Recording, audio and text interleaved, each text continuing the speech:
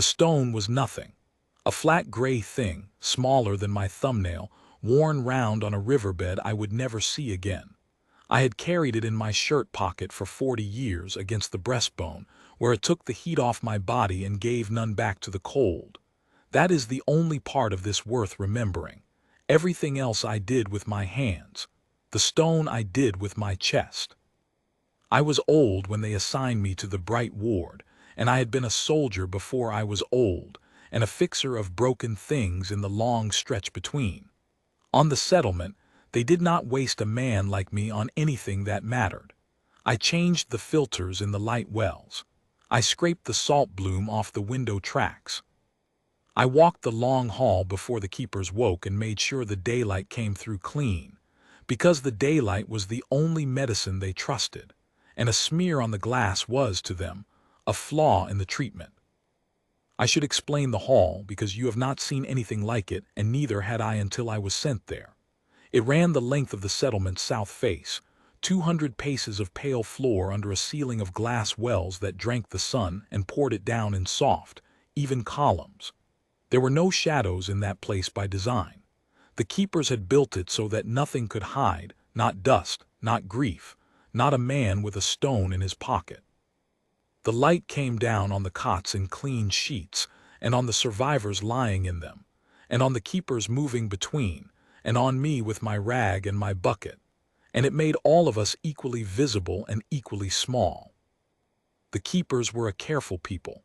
I will not give them a name because they did not use names, not for themselves and not for the ones they tended, and after a while I came to feel that giving them one would be a kind of lie. They were tall and thin, and their hands were long, 4 narrow fingers and a thumb that folded back on itself, and those hands were never still. They counted with them. Everything they saw, they counted. A keeper would pass a cot, and its fingers would move at its side, ticking, and somewhere a number would change in the great ledger they kept of the living and the nearly dead. They had reason to count. The survivors in that hall had come from a thing I never got the whole shape of, a world that had failed them, a sky that had come down, a long dark passage in ships that were not built for the number of bodies they carried. By the time the settlement took them in, most of what could be saved was already lost, and the keepers had made it their work to sort the remainder into what would mend and what would not. They were not cruel. I want that understood. They were gentle in the way a scale is gentle. They weighed, and the weighing was the whole of their kindness. The small one was in the 7th cot from the east doors, under the 3rd light well, where the column of sun fell most directly at midday. I think they put her there on purpose in the brightest place, because the daylight was their last treatment and they wanted her to have all of it she could take. She was a child of their own people. I do not know how old in their reckoning. Small. The long fingers that her kind counted with lay open on the sheet and did not move. Her eyes were open and they did not move either. She had come through the passage with no one, that much I gathered from the keepers, who spoke of survivors the way other people speak of weather, in tones that did not change for any of it. No surviving kin. No response to light, to sound, to touch, to the small bitter root they put on the tongue to wake a dulled mind. They had a word for what she was, and the word, translated into mine as near as the settlement's machines could manage, was closed. I learned the word because it was written on the card at the foot of her cot and below it a date. I did not understand the date at first. I thought it was the day she had arrived. I asked one of the keepers, the one who walked the east end in the mornings, what the number meant, and it stopped its counting hand and looked at me for a long moment with those flat, patient eyes, and it said, through the machine at its collar, that the date was the day her care would be released. I asked what released meant. It told me. It did not soften the telling because to its mind there was nothing in the telling that needed softening. A closed case consumed light and water and the keeper's hours that could mend the cases that were not closed. When a case had been closed long enough to be certain and the certainty was reached, the care was released. The body was let go in sleep without pain in the bright. It was, the keeper said, the most that could be given. I went back to my filters. I want to be honest about that. I did not on that first day decide anything. I was an old man with a rag, on a world that was not mine, among a people whose arithmetic I could not argue with because I did not have the numbers and would not have understood them if I had. The girl was nothing to me. The date was 9 of their days off, which was a little less than 12 of mine. I cleaned the glass above her cot so the noon column would fall clean on her face, because that was my work, and I went home to the narrow room they gave me and I did not sleep well. And in the morning I put my hand to my chest the way I do when I cannot sleep, and I felt the stone there, warm, where it always was. That is when I decided, not with words. I have never been good with words and I was worse then. I felt the stone, warm against the bone, and I thought of her open hand in the cot under the brightest well, and the two things came together in me, the way two tools come together when you have used them long enough that your hands know the work before your head does. The next morning I came to the hall early before the keepers in the gray hour when the light wells held only the first of the day. I went to the 7th cot. The small one lay as she had lain. I took the stone out of my pocket. It was warm. It is always warm. That is the whole of its use. I lifted her hand. It was light and cold, and the long fingers did not close and did not resist. They simply lay over my palm like something set down and forgotten, and I put the stone in the cup of it, against the place where a palm holds heat, and I folded her fingers over it one by one. They did not hold. They lay where I bent them slack. So I held them closed myself, my old hand around her small one, the stone between, and I waited until I felt the cold of her hand give a little to the warmth of mine, which is to say, until the stone had done to her hand what my chest had done to the stone. Then I opened her fingers, took the stone back, put it in my pocket against my breastbone where it would warm again, and I went to my filters. I said one thing while I did it. I do not know why I chose it. I am not a man who talks to people who cannot answer, but I said, "Lo." So the empty hall would not carry it, still here. That was all, 2 words. I said them because they were true of me and I wanted them to be true of her, and there was no one to hear me be a fool. I did it again the next morning, and the next, the stone out warm, her hand lifted, the stone folded in, her fingers bent closed over it by my hand because they would not bend themselves, the held minute while the warmth passed from the stone into her, the stone back into my pocket, still here. Then the filters. The keepers noticed on the 4th day. Of course they did. They counted everything, and a man kneeling at a closed cot in the gray hour was a thing to be counted. The East End keeper came and stood over me with its hands ticking at its sides and watched me fold the stone into her hand, and when I had taken it back it asked me, through the machine, what I was doing. I told it. There was no point in lying, and I did not have a lie ready. I said I was keeping her hand warm. It asked why. I said because it was cold. It told me patiently that warmth in the hand had no effect on a closed case. The relevant systems did not respond to peripheral heat. There was no pathway by which warmth in the hand could reach the part of her that had closed. It said this kindly. It thought it was sparing me something. It thought I had mistaken the body for the person, the way a child mistakes a stopped clock for a sleeping one, and it was correcting me so that I would not waste my grief on a thing that could not receive it. I said I understood. I did understand. I was not arguing the arithmetic. I told it I would keep her hand warm anyway in the gray hour on my own time, and it would not cost the ward any light or water or any of the keeper's hours, because the hours were mine. It counted for a moment. I could see it weighing whether a man warming a dead girl's hand was a thing the ward needed to forbid. It decided it was not. It told me I could continue if I wished, and that it would note the activity in the ledger, and that the date on the card would not change. Then it went back to its counting, and I went back to my filters, and the stone went back to my chest to warm. That is the whole of the thing I did. I have made it sound like more by telling it slow. It was not more. It was a stone and a cold hand and a held minute every morning for 11 mornings, while a date came down toward us like the noon column down the light well, even and certain and bright. I should tell you about the hall in those 11 days, because a thing like this does not happen in an empty room, and the room was part of it. The survivors who were not closed were mending, in the slow way the keepers light mended. There was an old male 4 cots down who had begun, in my second week, to turn his head toward the door when the keepers came, and the keepers noted it, and their counting hands moved faster when they passed him, which I came to understand was their version of hope. There was a pair of young ones near the west doors who held each other's hands across the gap between their cots, and the keepers permitted it, because in their reckoning 2 hands holding warmed each other, and that was an efficiency, a thing that used no ward hours and produced measurable improvement, and so it was allowed. I watched the keepers allow it, and I thought, they are not against warmth. They simply do not believe it can reach where the small one has gone.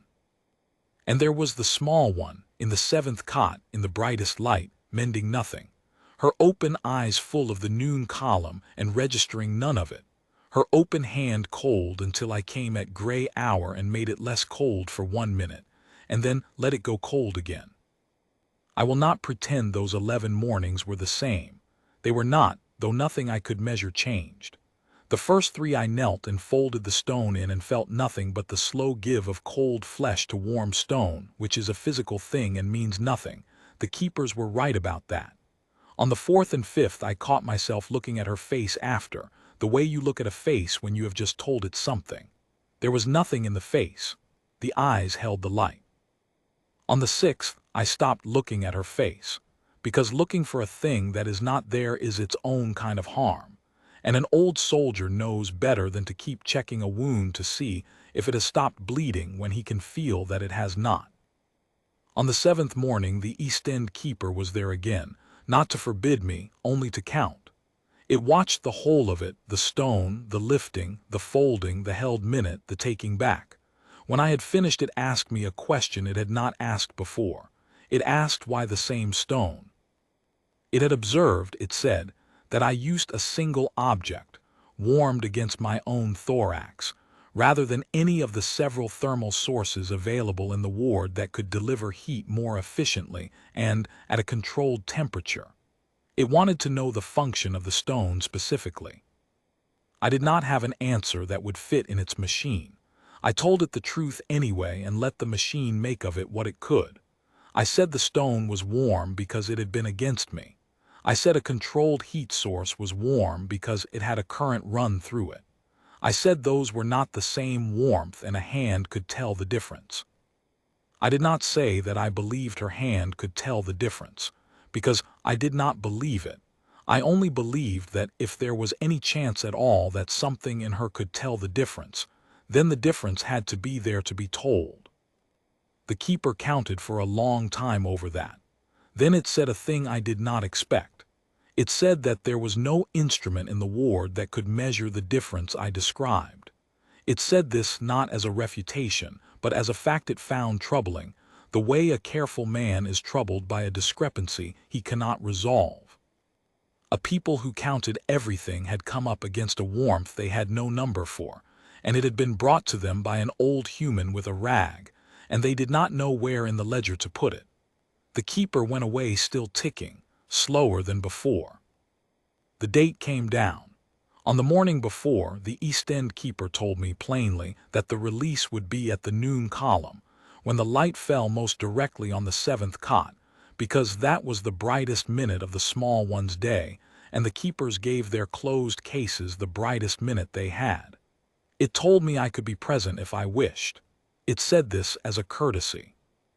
It had decided, somewhere in its careful weighing, that a man who had warmed a hand for 11 mornings had earned the right to be there when the hand was let go, and offering me that was, by its lights, a kindness, and it was. I did not sleep that night. I lay in the narrow room with my hand on my chest and the stone under it, warm, and I did the arithmetic the way you do at the end of a thing, counting up what you spent and what you bought with it.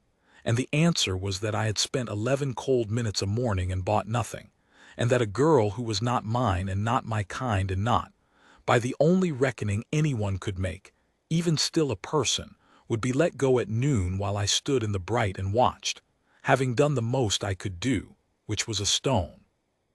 I went to the hall in the gray hour as I always did. I did not change the thing because the day was the last day. That would have been a lie about all the days before it. I took the stone out, warm.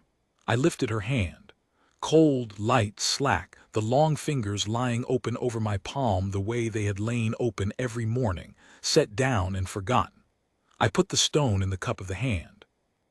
I began to fold the fingers closed over it, one by one, the way I had folded them 12 times now, my old hand bending her small one because her small one would not bend itself. And on the last finger the hand closed. Not far. I want to be exact because everything is in the exactness. I had bent 3 fingers down over the stone and was reaching for the 4th, the small outer one, and before my hand reached it, it moved.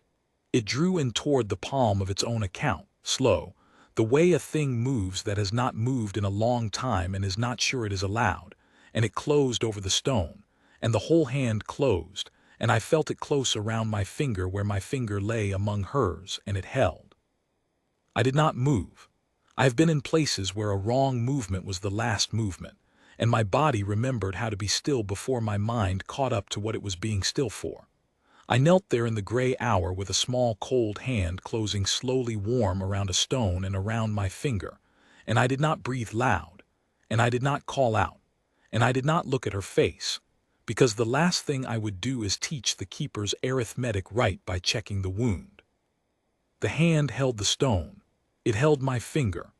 The gray hour went on around us, the first of the day's light coming down soft through the wells, and somewhere in the hall a keeper was ticking, and I knelt and let myself be held by a hand that the ledger said was closed. Then she gave it back. I felt the fingers work. They did not open the way I had opened them every morning, slack, set down. They worked. They turned the stone in the cup of the palm against my finger, the way you turn a thing in your hand when you have decided something about it. And then the hand pressed, small, weak, certain, pressed the stone up out of her palm and into mine, and held it there a moment against my skin, pressing until I closed my own hand over it and the stone was mine again, warm now from 2 warmths, hers and the chest's, and her hand fell open on the sheet, spent, the long fingers slack. But her eyes had moved. I looked at her face then because there was a reason to, because the worst was past and the wound had not bled, and her eyes had come down off the empty ceiling and were on the stone in my closed hand, and then they came up off the stone and onto me, and they held the way her hand had held, weak and slow and certain, and they were full of the gray light, and for the first time of the thing the gray light fell on. I said, still here, 2 words, the same 2. I had said them 12 mornings to an empty hall, and on the 13th I said them to a face that heard them, and I do not know what her machine would have made of them because she had no machine, but a face does not need a machine, and hers changed. The East End keeper found us so. It had come early, I learned later, to be sure the 7th cot was clean for the noon release, the long fingers ticking, counting the hall awake. It came to the 7th cot, and it saw the small one's eyes off the ceiling and on a man, and it stopped. The hand that counted everything stopped counting. I had not, in all my weeks in that hall, seen a keeper's hand go still. It went still now, hanging at its side, the 4 fingers and the back folding, thumb open and unmoving, and I understood that I was looking at the keeper's word for what I had no word for myself.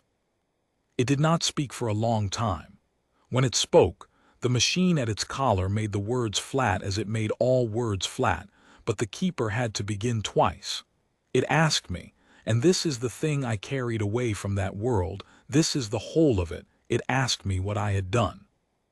I told it the truth, which was the same truth I had told it on the 4th morning and the 7th. I said I had kept her hand warm. It said there was no pathway. It said it as it had said it before, but not as a correction now. It said it the way a man says the thing he has built his life on when the thing has just failed in front of him, and he is saying it once more to hear how it sounds. There was no pathway by which warmth in the hand could reach the part that had closed. It had told me this. It had been certain. The certainty had been reached. The date had been set at the certainty.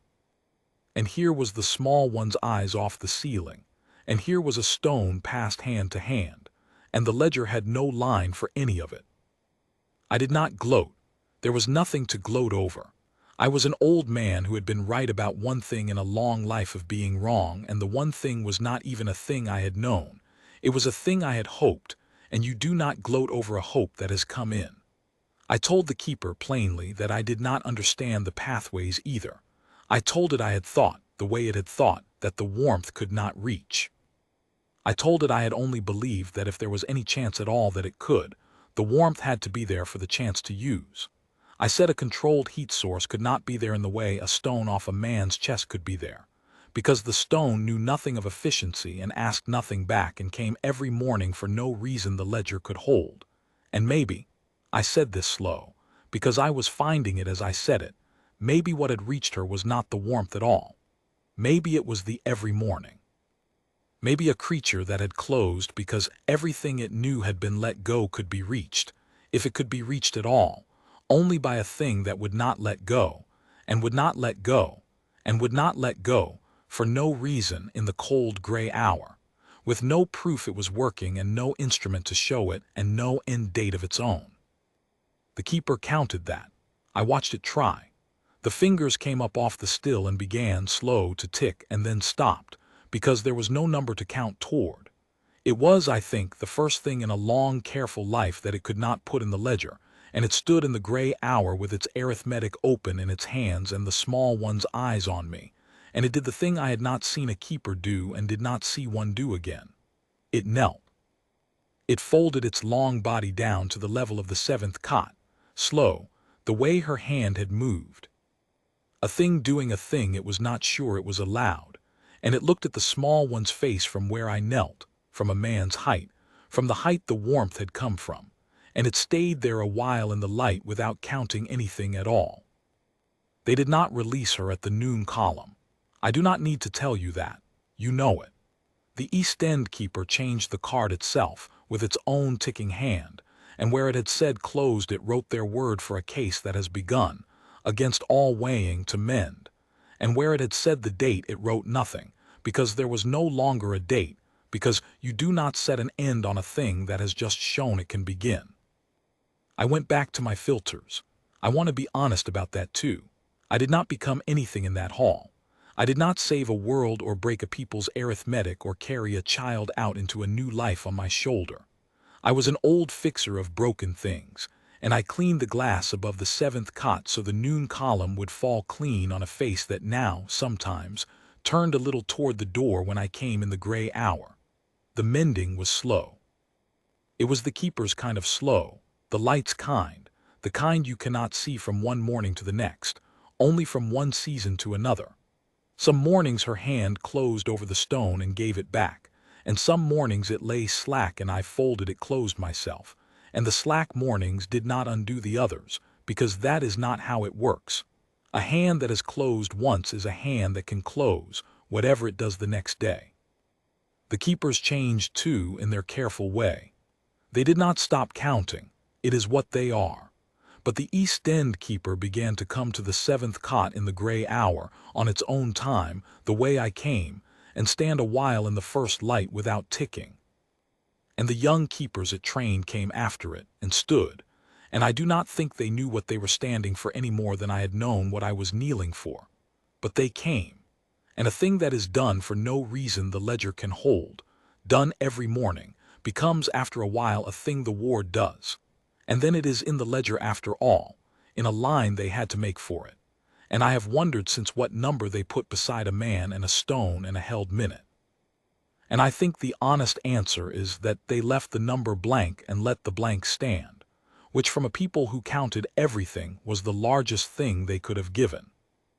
I am old now past the use of me, and they have let me stop with the filters, and I sit most days in the bright hall in a chair by the east doors where the morning light comes first, and the stone is in my pocket, warm against the bone, as it has been for the whole of a long life.